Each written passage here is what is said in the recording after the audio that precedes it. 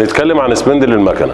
اي صوت غريب تسمعه اثناء التشغيل لازم توقف المكنه بسرعه وتعرف ايه المشكله، لانك لو تجاهلت الصوت هيحصل خساره اكيده. السبندل هنا بيشتغل معايا على سرعات عاليه وبيبقى فيه احمال مستمره اثناء التشغيل، علشان كده لازم يكون في فحص دوري بيتم. ازاي؟ اول حاجه عن طريق الصوت لو في اي صوت غريب، او عن طريق الحراره بعد وقت من التشغيل. وبنعمل صيانه يوميه للسبندل، وده بيكون عباره عن بننظف السبندل من الرايش او اي سائل تبريد، وكمان في صيانات شهريه بنفحص فيها حاله البلي وكمان دقه الدوران. اهمال صيانه السبندل هتكلفك توقف مفاجئ، هيعطل لك شغلك، وكمان هيبقى في تلف للبلي وممكن تغير سبندل كامل.